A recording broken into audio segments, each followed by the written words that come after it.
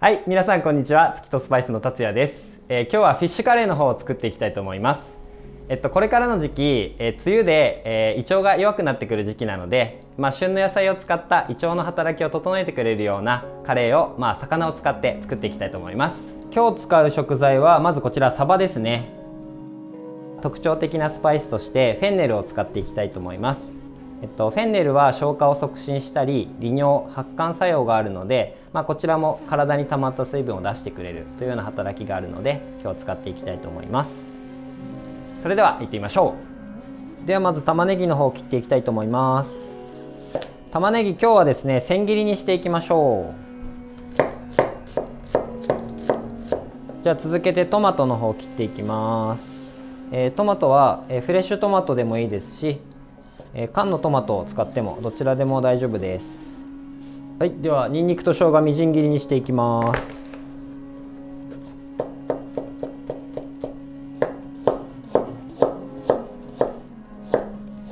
ニンニクと生姜はそこまで細かく刻まなくても粗みじんぐらいでいいと思います。みょうがも、薄くスライスしていきます。今日は出来上がった後にみょうがは上に散らして薬味にしたいと思います。はい、最後サバを切っていきましょう。だいたい食べやすいサイズにカットしてください。骨は食べながら取っていただく感じか、本当に気になる方はピンセットかなんかで抜いていただくのがいいかなと思います。はい、では下準備の方終わったので早速作っていきたいと思います。じゃあまずフライパンを温めてサラダ油を入れます。でお先にこのフェンネルですね。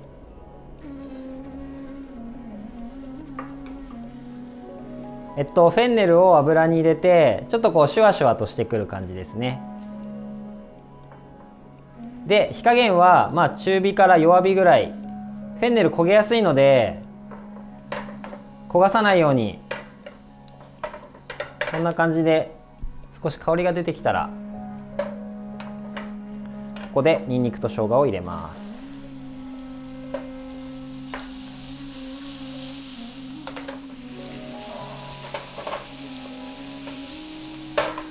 でこれもニンニクと生姜の香りが立ってきたらここで玉ねぎ加えてあげます。で玉ねぎ加えてあげたら強火で玉ねぎ飴色になるまで炒めてあげましょ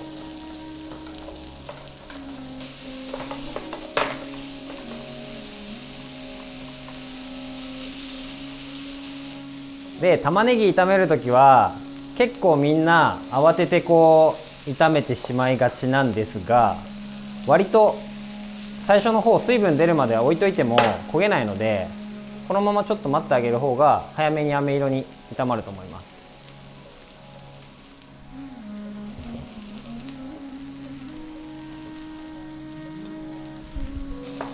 これね、縁がねちょっと焦げるぐらいでも全然大丈夫ですね。ちょっとこれは焦がしすぎかもしれないですね。でもし焦げたのがあったら途中で取ってあげれば大丈夫だと思います。こんぐらいに縁が色づいてきてちょっと焦げてきたら差し水してあげましょう。分量外の差し水をしてあげます。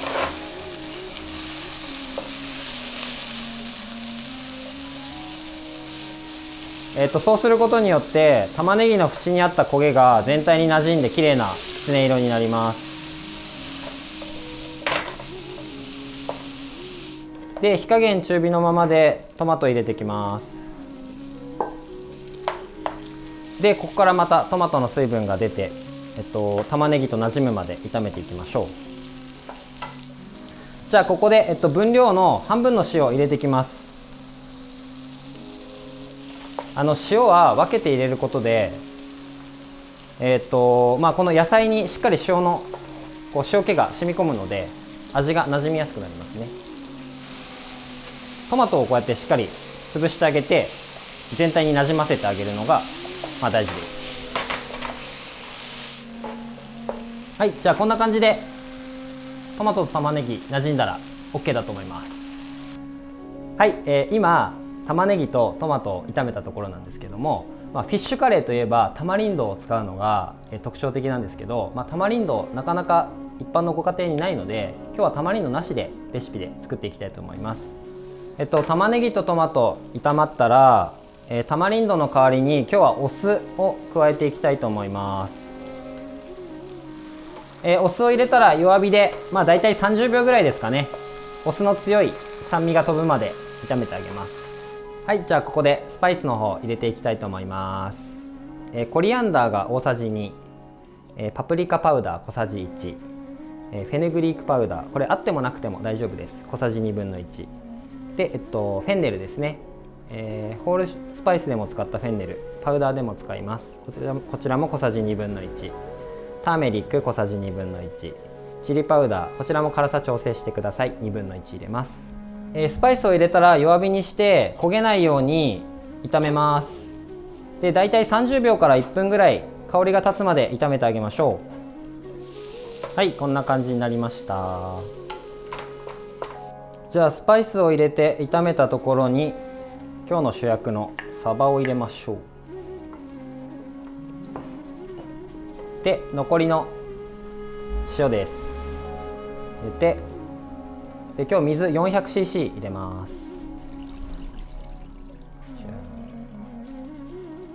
で、火にかけて沸騰したら弱火にして10分ほど煮込んでいきます。